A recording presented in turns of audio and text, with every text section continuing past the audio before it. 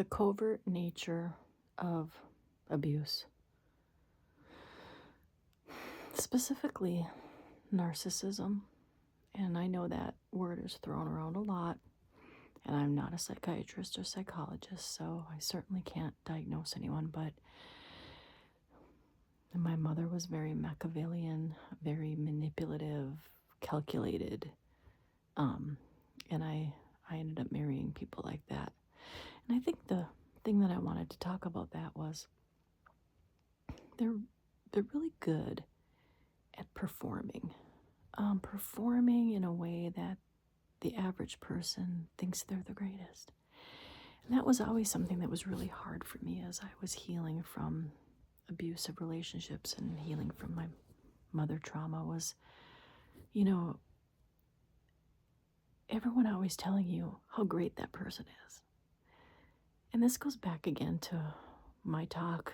I talked about in another video about always having to validate and explain and wanting people to validate for you, or to have somebody say, oh yeah, I see that, that's abuse, they're mean to you. And it never happened. And it was so frustrating to me at the time, but what I realized was it's an act. They put on an act for everyone but the family. And that's what made me realize how abusive and calculated and malicious it was, because they could turn it on and off. When I realized my third husband, he was very liked in our community. We lived in a tiny little town. He had been raised in that town, so he knew everyone and their brother, right?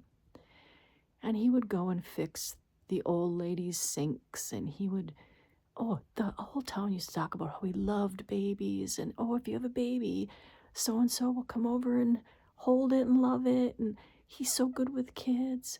Meanwhile, the 7 kids he had that I was raising, he neglected and abused just like he neglected and abused me.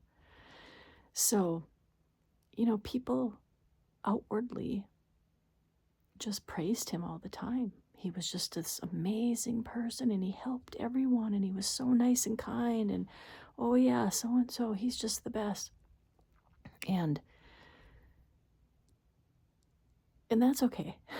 But the thing about it was that it's a very malicious, intentful thing that they do, because it's a form of gaslighting, really. And what they do is they make you believe that they truly are great people, and that for some reason when they go home to you, that they have to be this different person because you make them crazy, or you make them angry, or you are just so unlovable and so annoying and so hard to live with that they just become this monster.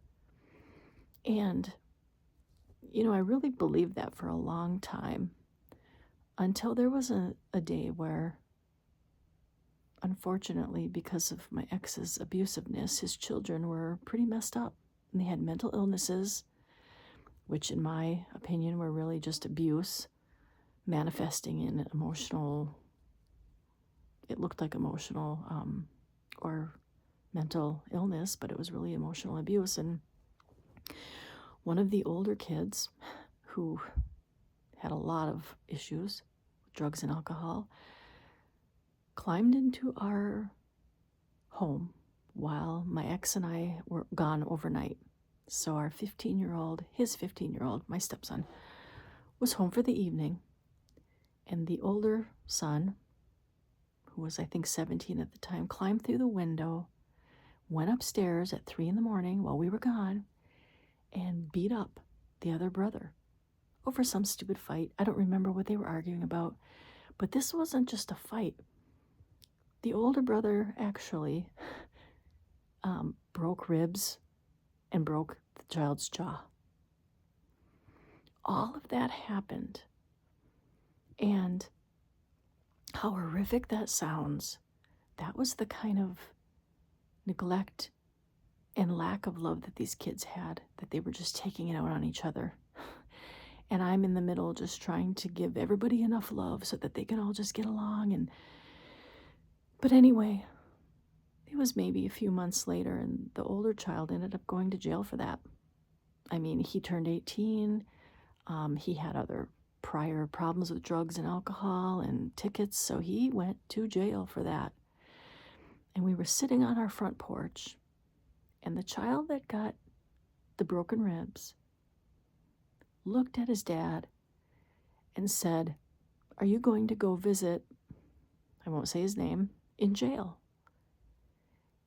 And my ex-husband looked at his son, who had the broken bones and still had his jaw wired from this event, and said, "If it weren't for you, he wouldn't be in jail right now."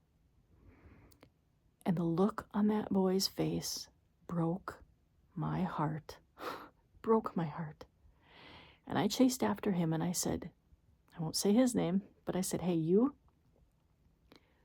that was not your fault. You were a victim of this situation. And don't let anyone tell you different." But you know what? The damage was done because that's his father. That's his father telling him that.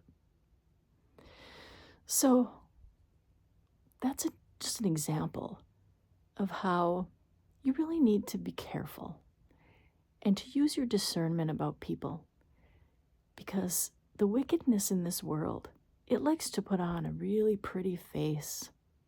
Really pretty face. It likes to walk around and look like it's the hero of the day, but you will know them by their fruits. And I hate to say it because I loved those children that I raised. I still do. But every single one of them is so messed up from the way their real mother and my ex treated them. And I'm not saying I'm a perfect parent. All I was trying to do in that situation was be the love and guidance and the unconditional love that they didn't have. But I quickly realized that, again, nothing that I could say or do was ever going to mend the damage done by their real parents. I was the stepmom, and I truly do hope that the love I gave them was something they'll remember. I hope that it gave them some sense of stability, and I don't know what, but towards the end of my relationship, even the kids turned against me, which was another malevolent thing that he did. I mean, he literally would buy alcohol and cigarettes for the kids, so would their mother. And then when I would try to stop it, it was just me being a tyrant, the evil stepmother. And then he would tell the kids that, and then the kids would hate me because I wouldn't let them smoke at the bus stop when they were 13. So anyway, the whole point of this story is just to remind you that be careful. And one thing that I wanted you to take away from this that was really hard for me to deal with at the time, that I've really gotten over, is that when you tell people, and I've really not spoken about this much to anyone, God really told me to keep my mouth shut when I left. I wanted to scream at the rooftops and tell everyone what had happened to me and how horrible he was to the children and what a fake he was. But God told me, you just leave and you keep your mouth shut, because they're known by their fruits.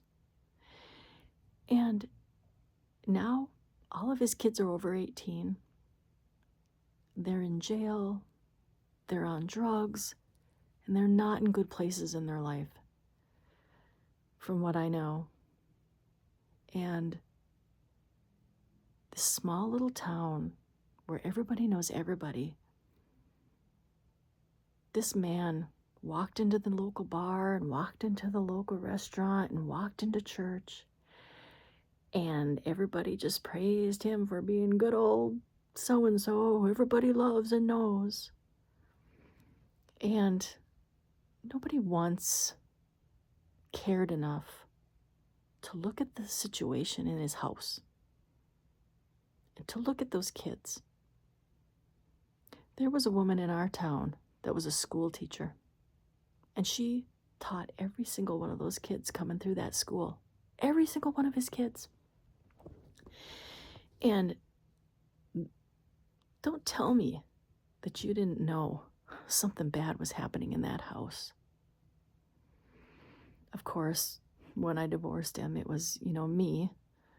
Um, Stories get back to you, and I heard stories about how, I was the abusive one and whatever. But my point of this whole story is that when you see a situation that doesn't look right, when somebody has 7 children and they all have mental health issues, and this person walks around acting like they're God. They're not God. They're not perfect. And I even watched his first wife. My ex was very close with her family, and I watched him go to their house on Christmases and badmouth their daughter.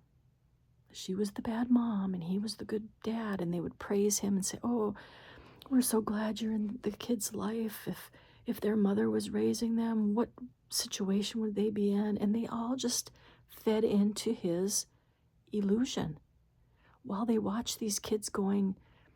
One of the kids was homeless for a while. 2 of the kids were in jail. The daughter was on a website. I just horrible stuff. And my point is, be careful of the wolf in sheep's clothing. We all have a responsibility in this world to protect children. And these people are going to come to light. So be careful.